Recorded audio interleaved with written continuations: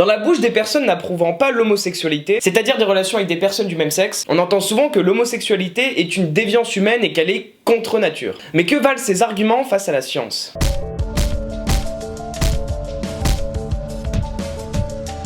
Alors premièrement, la notion d'homosexualité implique la notion de sexualité qui implique la notion de sexe. Et au niveau de l'évolution, le sexe est apparu il y a pas super longtemps. Il y en a chez les animaux, un petit peu chez les végétaux, et un semblant de sexualité chez les champignons. La nature, en revanche, possède de multiples définitions. Mais ici, on va considérer que la nature, c'est l'ensemble des organismes vivants. Et un organisme vivant, c'est un organisme avec une cellule, comme on l'a vu dans l'épisode 1.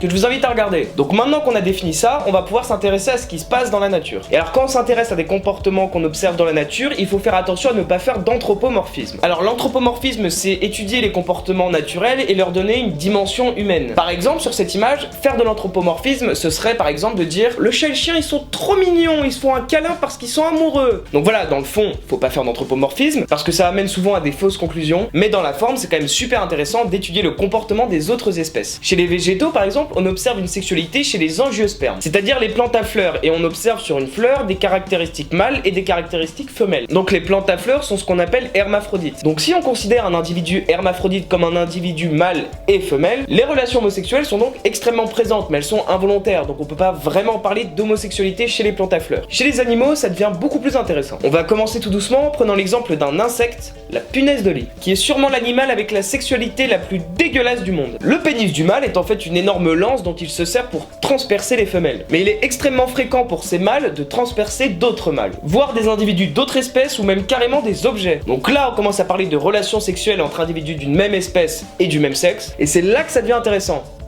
Pour ceux que ça intéresse. Donc là on a besoin de distinguer l'homosexualité temporaire de l'homosexualité exclusive. Alors l'homosexualité temporaire, c'est quand un individu décide spontanément d'avoir une relation homosexuelle et n'accepte parfois de copuler qu'avec des individus du même sexe pendant plusieurs mois. L'homosexualité exclusive concerne les individus qui n'accepteront jamais de se reproduire avec les individus du sexe opposé, mais qui ne se gêneront pas pour une partie de pattes en l'air avec les individus du même sexe. Il n'est pas rare par exemple de voir un bélier qui va refuser les femelles pendant toute sa vie et n'accepter que les mâles. On observe aussi des couples d'oiseaux de sexe féminin qui vivent ensemble la majeure partie de l'année. Lors de la saison des amours, elles vont partir se faire féconder par des mâles et reviendront au nid pour élever leurs petits ensemble. On observe aussi un couple de manchots homosexuels qui s'occupe du petit d'un couple hétérosexuel qui ne désirait pas s'en occuper. Mais ce comportement est apparu dans un zoo où la captivité altère grandement le comportement des animaux. Donc on peut pas vraiment en tirer des conclusions. Donc maintenant qu'on a vu ça, on va pouvoir étudier un petit peu les arguments des homophobes. Premier argument, les relations homosexuelles sont contre nature parce qu'elles ne servent pas à la reproduction de l'espèce. Chez les animaux, il n'est pas rare de voir du sexe à but non reproductif, comme la masturbation effectuée par de nombreuses espèces ont un rapport alors que la femelle est enceinte. Donc les autres espèces non plus ne font pas du sexe uniquement à but reproductif, donc cet argument est un contresens. Deuxième argument, un homme s'est fait pour aller avec une femme et une femme s'est faite pour aller avec un homme. Donc ça revient à faire de la téléologie, c'est-à-dire que la nature possède un but, un sens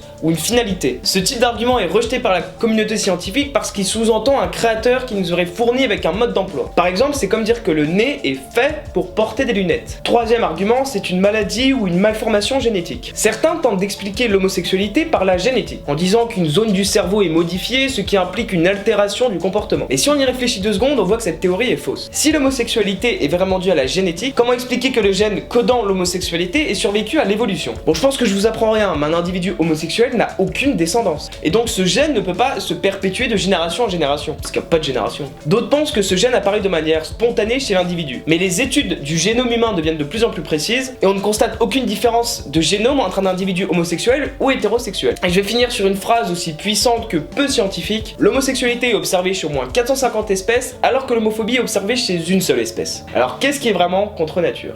Merci d'avoir regardé cet épisode et merci d'être de plus en plus nombreux à vous abonner. La chaîne commence peu à peu à se développer, ça c'est cool. Merci à ceux qui ont partagé ma dernière vidéo sur Twitter, ils se reconnaîtront. Et si vous aussi vous voulez me soutenir, n'hésitez pas à vous abonner, liker et partager, ça me ferait super plaisir. Et moi je vous dis à une prochaine.